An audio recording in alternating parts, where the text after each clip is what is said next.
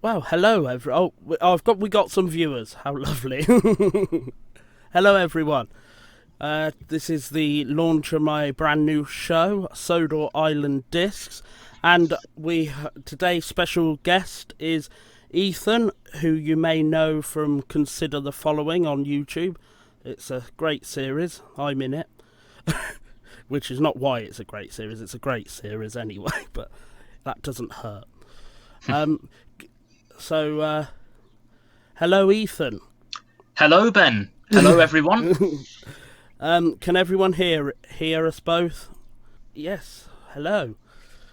We'll be counting down Ethan's top 10 favourite episodes, along with some other nonsense, and we also have a massive giveaway. Hello, a guy called Callum. Hello.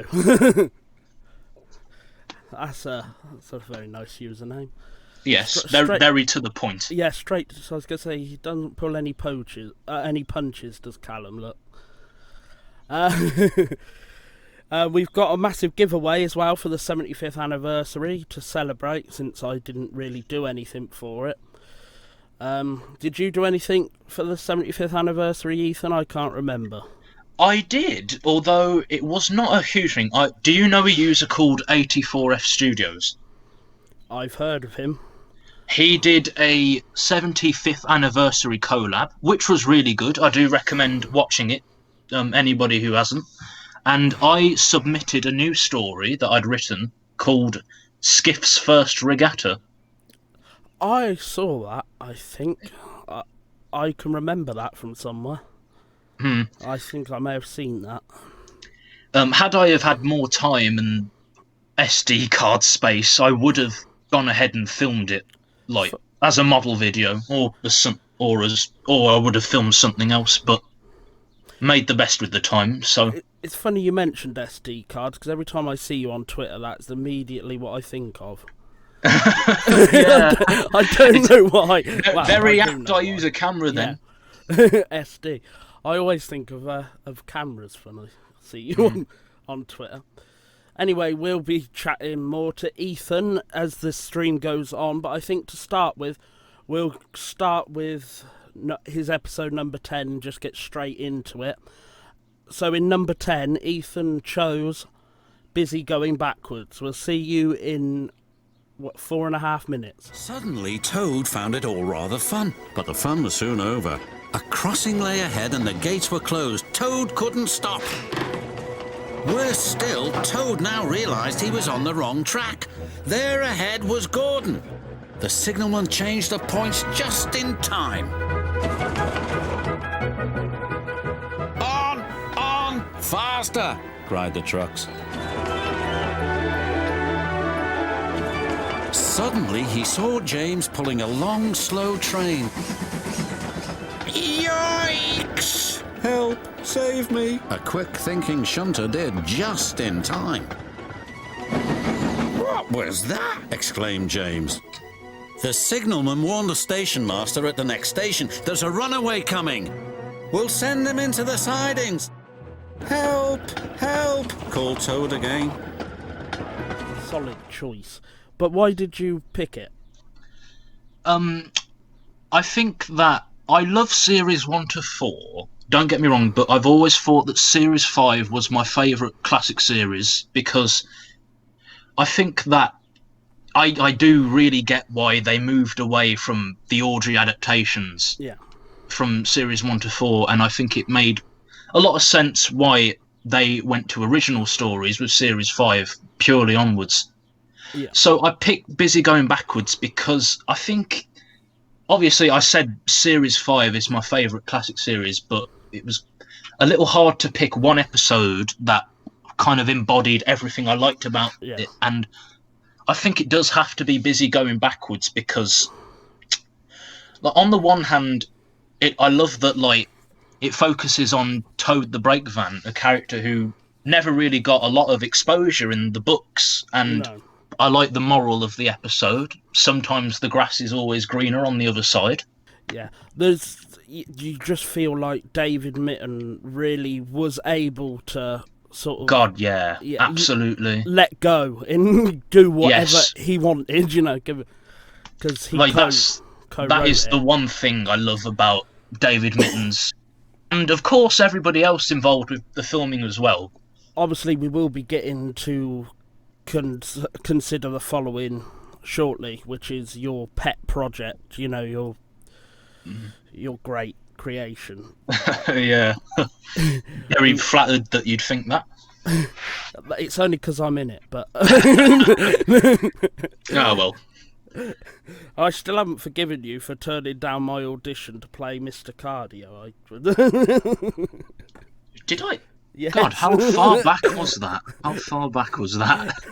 2017, I think. Yeah, I have no idea. It was a long time ago. Oh, yeah.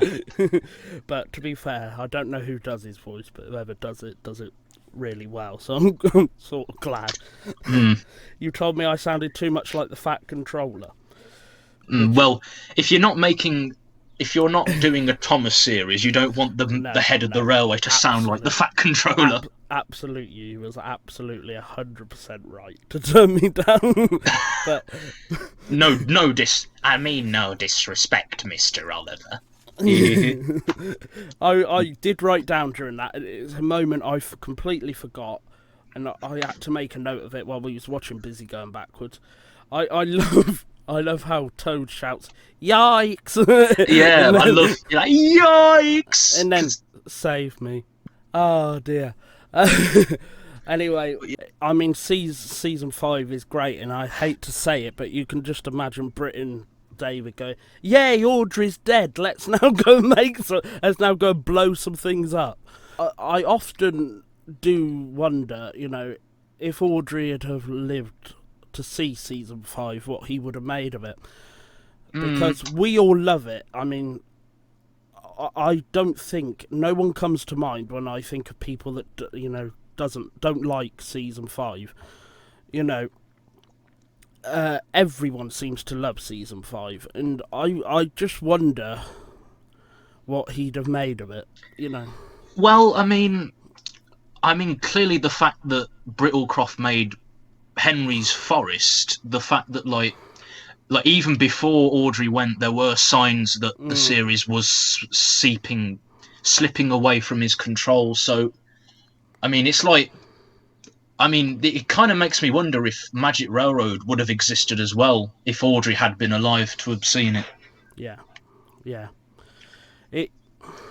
It's strange. Obviously, I'm not saying David and Britt did say, "Yay, Audrey's dead," but that's what it kind of feels like, you know, because it's so different. Shall we get on with the episode then, Ben? Well, I suppose we might as well, since we're here. Henry had a lovely day. He had never felt so well in his life. He wanted to go fast, but his driver wouldn't let him. "Steady, old fellow," he would say. "There's plenty of time." They arrived early at the station. Thomas puffed in. "Where have you been, lazybones?" asked Henry. "Oh, I can't wait for dawdling tank engines like you. Goodbye."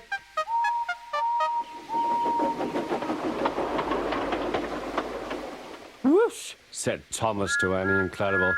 "Have you ever seen anything like it?" Both Annie and Clarabelle agreed that they never had. So, have you ever seen anything like that? I don't know. Annie and Clarabelle certainly hadn't, but why did you choose that one? I like the moral and the message that just because you are feeling blue and feeling down, that doesn't mean that good times won't come again. Because like Henry in the episode feels depressed, but then when the Welsh coal comes, it gives him more confidence. And I think sometimes it's like, I think it's the very relatable episode, because I've been through times in my life where I thought, you know, life is awful, and then things happen and I feel better.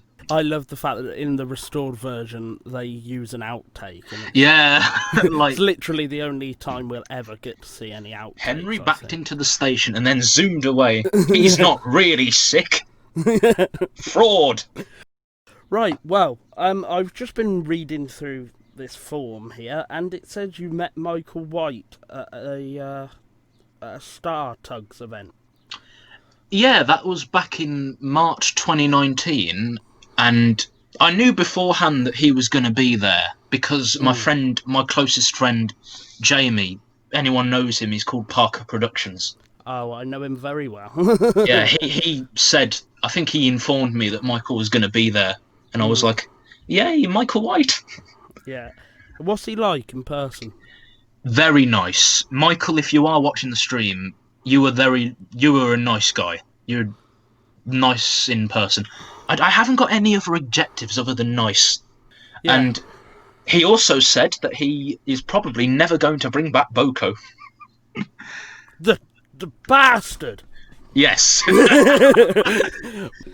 Anyway, we better watch this next episode. It's from season 4, and then we've got Peter Gabriel coming up afterwards. Falcon didn't like the tunnel. It was curved and he couldn't see.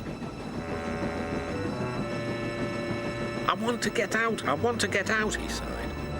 One moment, everything seemed safe, then suddenly...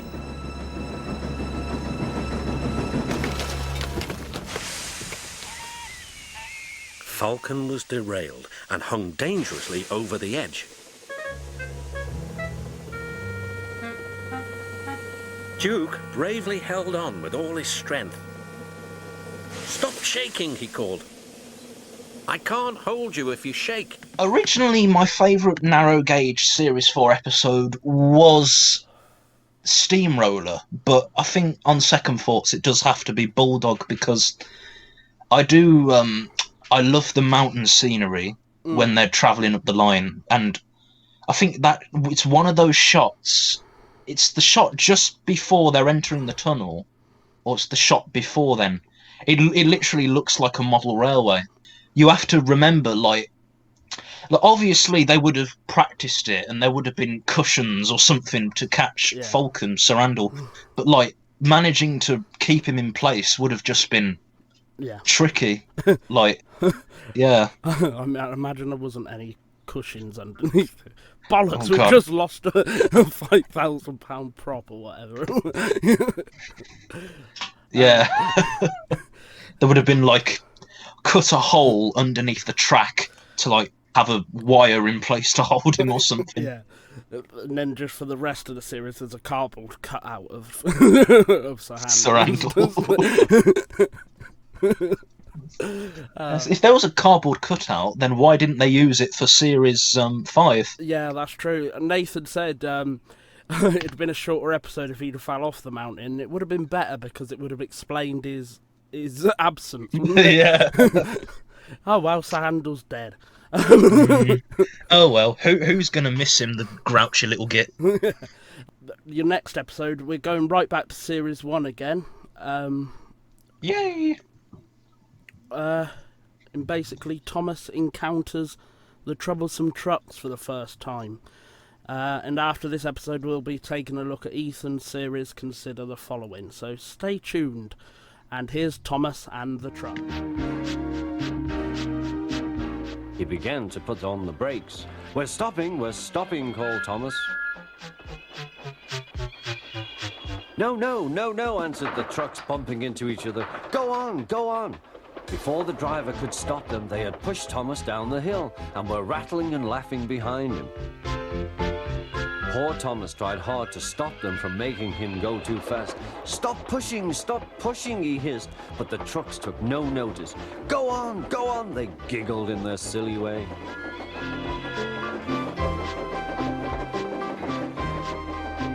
There's the station. Oh dear, what shall I do? He cried. He rattled straight through and swerved into the goods yard. Thomas shut his eyes. I must stop. When he opened his eyes, he saw he had stopped just in front of the buffers. As a child, I did love...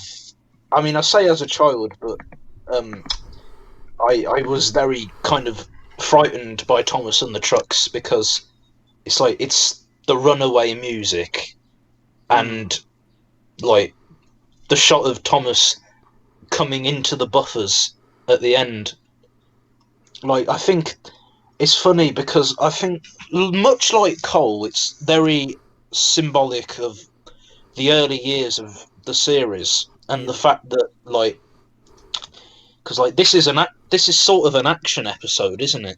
Well, I mean, yeah, for the time. yeah. 'Cause I mean, like this is the most action Thomas would have had back then. I mean, aside from Flying Kipper. well, yeah. But anyway, let's move on to consider the following. How long has that been going now? Consider the following. It's been going since I came up with it early 2017. Because prior to that point, I'd done fan Thomas videos, and I wasn't really too happy about the direction I was going with them because I thought I wasn't really good at them. Some of them are all right, but I thought I could have been doing a little bit better with myself, and I wasn't enjoying it. So I came up with my own thing, and I found that I was enjoying it quite a lot. I was going to say it feels like it's been about ages because God. But I've always had a question about consider the following, but I'll save it until after this clip that we're about to play, which is from your latest episode. I think I'm in the episode.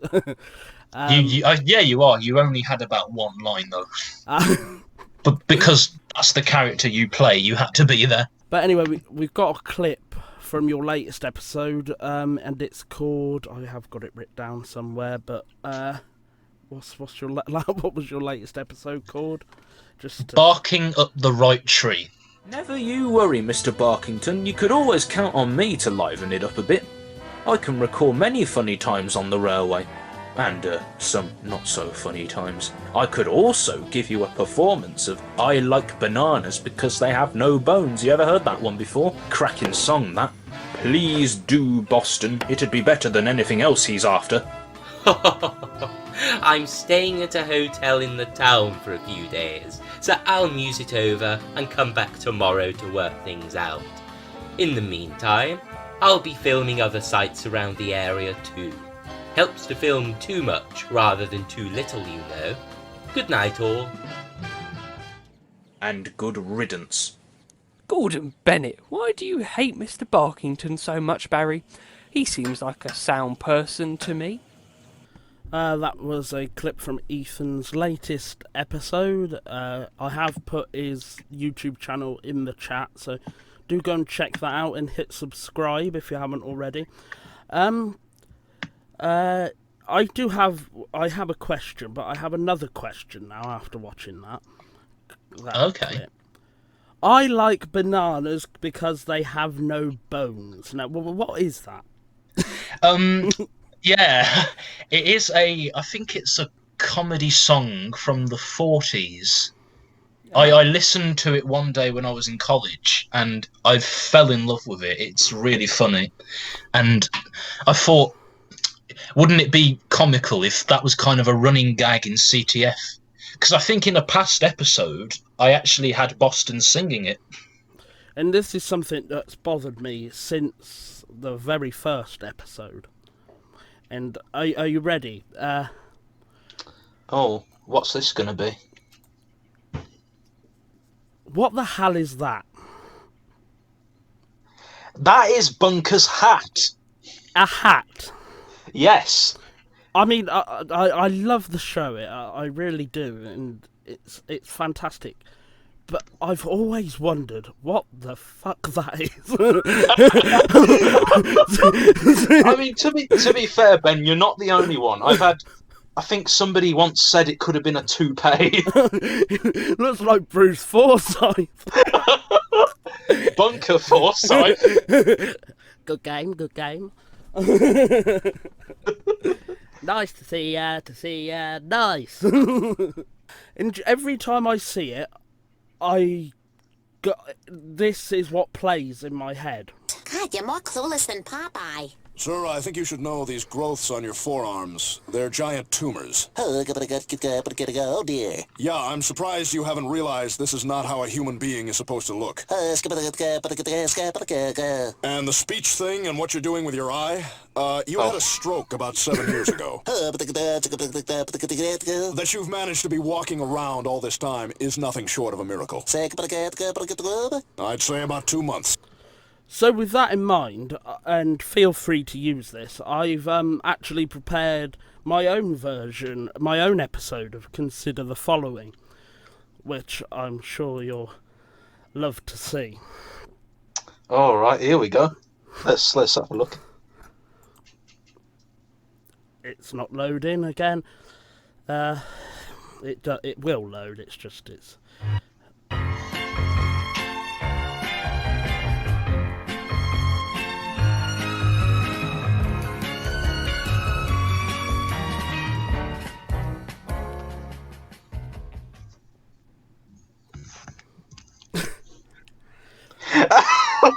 What?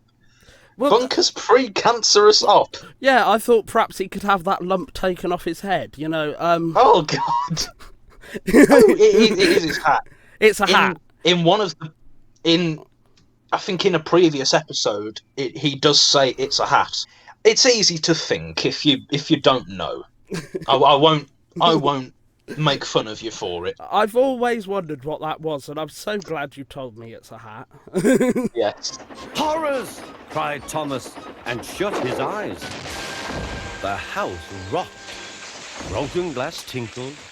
Plaster was everywhere. Thomas had collected a bush on his travels. He peered into the room through its leaves. He couldn't speak.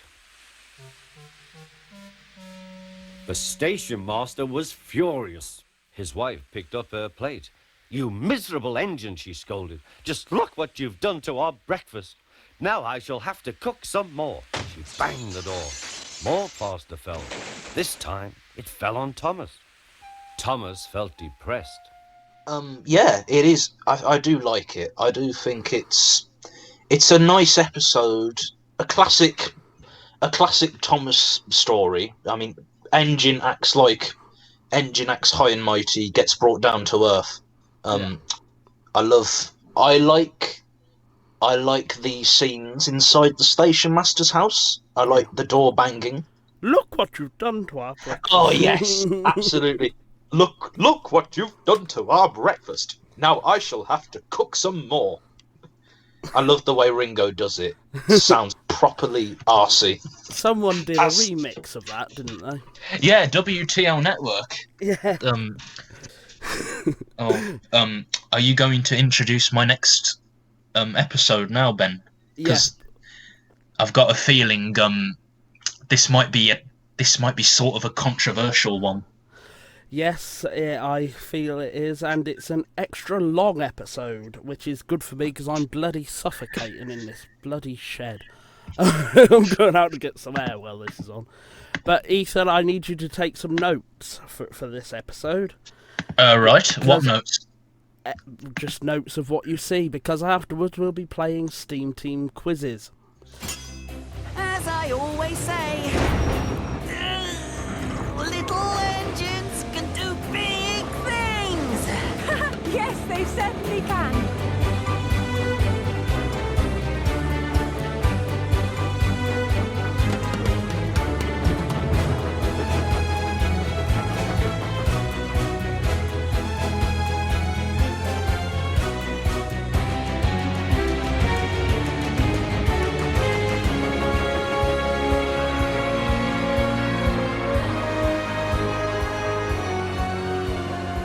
For helping me, Thomas of Sodor. That's quite all right. Thank you for helping me. There's 5 questions as usual, and each one has a prize attached to it for the viewers' giveaway. So you'll be playing to win prizes for the viewers. Right. So no pressure. Okay. You'll. I might have picked this episode. You might not like it, but if I do this quiz, you'll get a thing in return. Fair. That's fair, Ben. don't answer the questions in chat until we've got an answer from Ethan. I'm going to have to be quite strict on that, because he is playing for prizes in the giveaway, which one lucky winner will win. So, shall we play? Are you ready, Ethan? Ready, steady. Oh no. Alright, I'll read the question and the possible answers. It will be multiple choice, obviously. And you pick the right one and you'll win the prize that's attached to that question for the audience giveaway. Rightio, Ben. Right. Here's question 1. Question 1. Which member of the current SteamTeam lineup is missing from the scene at Knapford Station? Is it James, Nia, Rebecca or Percy? And this is to win a 3 Railway Engines book. The questions do get harder, by the way. Alright, this would be Nia. Nia is not present. What do we think, chat? What would you say before I reveal the answer? Oh, Horse Rules 9 is agreeing with you, and so is Nathan and Saddle Tank and Special Trees and Alex and Will. They're all pretty confident that you've got this one right. Righto. Let's see. Who was it? Yes, it was Nia. Question 2. Let's have a look. When Thomas arrives at the Mainland Station, where he first talks to Duchess, which of these locations is one mentioned by Thomas? And this is for a Royal Engine tie-in book. Is it Doncaster, Bridlington, Barrow or Lancaster?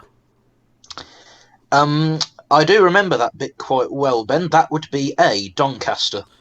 What do we reckon, chat? Everyone's everyone's saying Doncaster. I wonder why. And it was Doncaster. Surprise, surprise. Let's go to question 3. What number does Duchess have on her cab? Is it A, 1945, B, 2020, C, 0075, or D, 2400? I think that would have to be 2020. What do we reckon, chat? B. Wow. Somebody said B. The number is not B. B is not a number. Just imagine she's got B on her cab. B. Yes. The B engine. And this is to win a Royal Engine DVD, by the way. Surprise, surprise. It is 2020, which is a nice little Easter egg, and although I'd have thought 1945 may have been the better option, to be fair. Alright, question 4. Besides Thomas and Duchess, which engine can be seen during the shot of Battersea Power Station? Is it the Flying Scotsman, Caitlin, Connor, or Hero? I do remember that. Ben, that would have to be Connor. Yes, everyone is saying Connor, but is it right? Let's take a look. Yes, it is Connor, and there he is, look. This is for a Trackmaster Golden Thomas, and it is the station of the name of the station in which Thomas and the Fat Controller meet the Queen is never mentioned in the episode, but it is referred to by name in the accompanying book. What is the station's name? Is it St Pancras, King's Cross, Paddington, or Victoria? Oh, referred to in the book. Yeah. Oh, interesting. I'm going to say Victoria, Ben, because Victoria is apparently closest to the palace. What do we reckon, chat? It just so happens that I did a narration of the book, so we're going to play a little clip from that and see if the chat, and more importantly, if Ethan got it right. Thank you, Thomas of Sodor, called out Duchess. When Thomas pulled into Victoria Station, he was tired and dirty, but he had made it to London on time. Yes, it was Victoria. Anyway, here's the details. One lucky viewer will win the 75th anniversary celebration bundle, which includes a 3 Railway Engines book, a Royal Engine book, a Royal Engine DVD, a Trackmaster Push Along 75th Anniversary Diamond Thomas, a Trackmaster Golden Thomas, and the bundle is worth almost 40 quid. To enter, all you have to do is send your real name, username and full address to calicotv123@gmail.com with 75th giveaway in the subject bar. Closing date is June 10th, 2020. Again, that's calicotv123@gmail.com. Here's some very, very boring terms and conditions. And while you stare at that and have a read through that, Ethan, why did you choose the Royal Engine as number 5 on your list? Right, I've been thinking about... I've been reading the chat, and I've been seeing a lot of things. I think that the Royal Engine feels like the first time I've actually really, properly cared about a Thomas episode in forever, since at least Lost Treasure. Because I think, there have been good things since Lost Treasure, but at the same time, it's it's kind of been like I've been watching it to watch it, not because I actually genuinely want to watch it. But with Royal Engine, I did get that sense back, so that's kind of why I do think that the episode is quite high in my book. Yeah, I mean, it's one of those that really divides opinion, doesn't it? You either really... It's like Marmite. Yeah. You love it or hate it, I think. And I've seen quite a few negative opinions on it. But, I don't know, I'm sort of in the middle. I like it, but it's not the best it could be, I don't think.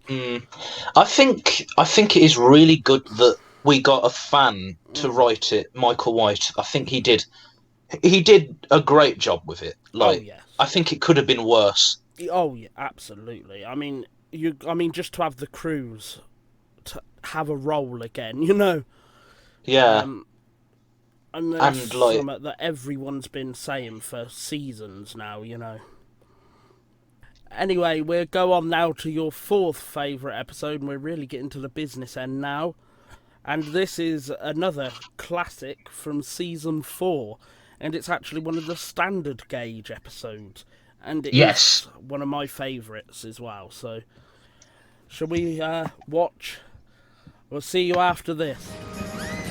Duck felt the weight on his buffers slacken. Then Duck noticed something else. There's no sign of a tail lamp, he puffed. He whistled, but there was no reply. Meanwhile, Henry had noticed something too. My train's getting heavier, he thought to himself. I'm slowing down. Then there was trouble.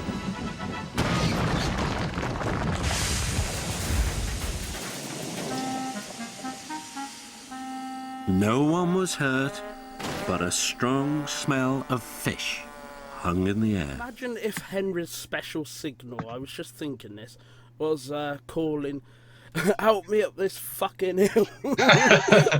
Yeah. I'd be like, fish isn't just there, it steals the show. It's fantastic and brilliant atmosphere. I love the build up to Duck and the accident. The Henry's theme, the theme, when they're going up the hill and it becomes a bit more ominous that something's going to happen. Yeah. Duck crashes into the back. It's amazingly done, well crafted. No, forget fish. I just want to know how Duck is apparently Sonic the Hedgehog. Perhaps it's that character that looks like Duck from your series, Boston. Is it? Oh, Boston. Yeah, that would explain why he was so incompetent banking. Yeah. Yes, he got replaced with his twin. Yeah. Like Bill and Ben. What would Duck's twin be called? Dick. Duck and Dick. Dick and Duck. No, we'll go straight into the next episode. Oh, God. Which it actually surprised me, this one. I didn't see this one coming. But Let's play it. The entrance to the old mine had only recently been reboarded up. But even that couldn't stop them. Percy slowed down when he saw the dark tunnel ahead. Hello? Anybody there? Percy knew that he should go in and bring back the trucks, but he didn't like the look of the mine.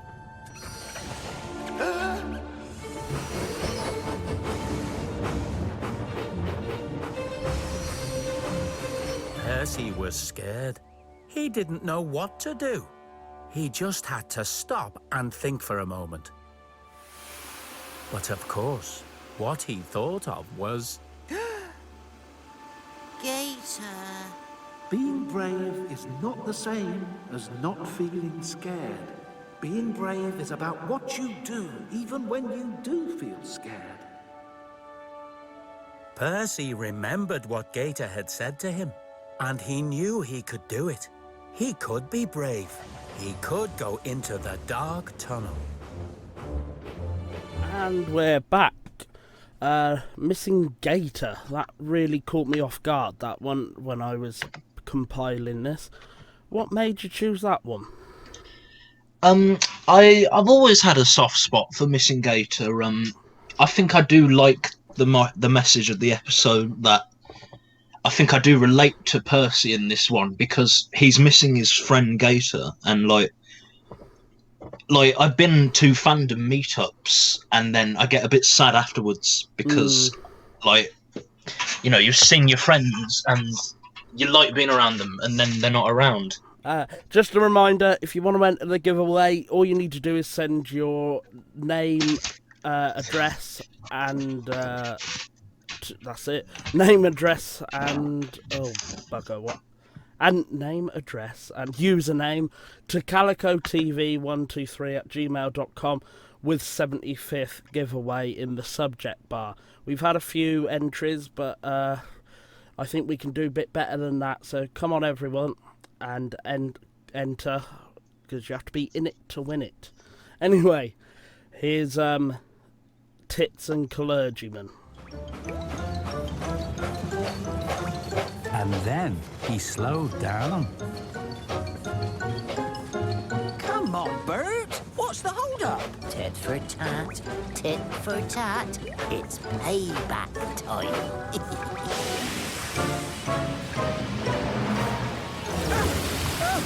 I'm soaked! I'm soaked! Bert! What are you doing? Tit for tat, tit for tat.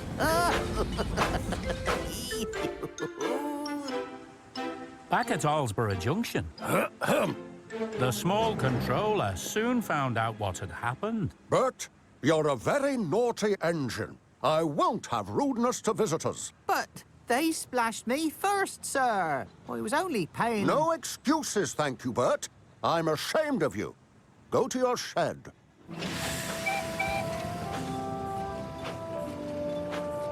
Oh, gosh. Oh, poor Bert. Oh, dear. Why did you choose that for number 2? I think the fact that we got an Audrey story, like an actual Audrey story in the current series, is fantastic. Like, I can't believe that, like, and I love the animation of the episode, like the small railway. Yeah, the animation is top notch. Like, I think they actually did go to Ravenglass for it to like make sure that they got the scaling accurate. I love that it is the actual Finn Clergyman and the actual Teddy Boston. Yeah. And like, I love that shot where Audrey is like doing the hand gesture with the camera. Yeah. I was like, ew. They really they nailed them, really, didn't they? Yeah, and like, it's kind of a shame they haven't been seen doing that in the CGI series, just like having them show up as background characters, taking photographs of everything that happened on Sodor. That's actually a good idea. Yeah, but you could have quite cool. Yeah, Like, I mean, Royal Engines sort of does that by having the Finn clergyman on the bridge, but yeah, it would be nice if they properly utilised it as a background thing. That night, Percy and Duck stayed a little longer at the quay. The air was warm and the sea calm. "There's a shooting star," said Duck. "Don't be daft," laughed Percy. "It's Harold. Look, he's hovering overhead." Something fluttered down towards Duck. His driver caught it. "It's a flag from the regatta. Harold's giving it to you as a present, Duck." "That was kind of Harold," whispered Duck. "He may have whirly arms instead of wheels, but he seems to understand just what an engine needs." Duck still wonders about the lands beyond the horizon, but he enjoys being with friends most of all, and I think he knows that sometimes the best travels are those we can only dream about. Don't you? And the best ending to a Thomas episode goes to All at Sea. That is the best ending ever. Yes. Oh, God. Ending shots. Fun. Very apt to end this top 10 list on, I think. Absolutely. Absolutely. Why did you choose that one? I mean, was it just the ending, or...? Well, I would be lying if I said that the ending is one of my favourite parts of the episode, because, to be honest, it is. It is so... Like, it is the definitive classic series shot. Yeah. But I like the episode because it's about, Duck wishes that he could go beyond the horizon, and in the end he learns to be comfortable within his own lot in life. And I think, it's a good message about understanding that in life you have to accept what you've got. Yeah. And make the best in life. Yeah. And I think that is one of the best morals of the series, in my opinion. Speaking of endings, all good things must come to an end, and it's time for us to come to an end now. We went on longer than I thought. Yeah, I mean, the issues with the stream didn't exactly help. No, but I enjoyed it, and I have thoroughly enjoyed being on here, Ben. It's been a great time. I've really enjoyed it. I'm so pleased. I couldn't think of a better person to have on first. What did everyone else think of the show? Is it something you'd like to see more of? Thanks to Ethan, and if you go and check out his channel on YouTube, it's Two-Faced Tart Productions. Great name, by the way. Yeah, I'm told it's a good name. We've spoken about Consider the Following, but if I might just put in a sneaky plug, I'm working on a new episode at the moment, and this one's going to be a bit special because this one is produced to be a bit of a homage to the Severn Valley Railway, because it's actually their 50th anniversary this year. Cool. So I thought it'd be nice to make an episode that ties in with that. So that will be hopefully coming next month, and keep an eye out for that. Absolutely. Am I in it? Yeah, you are. You did the lines for it not too long ago. Oh, did I? Yes. So, Ben, don't spoil anything, Ben. I can't even remember doing it. Fantastic. Right. All right. Thanks to Aaron for doing the logo. That's Tram Engine Studios. This will be going up in a condensed version on YouTube at a later date. Until next time, bye-bye, everybody. Bye-bye. Bye-bye, everyone. Bye-bye. Bye.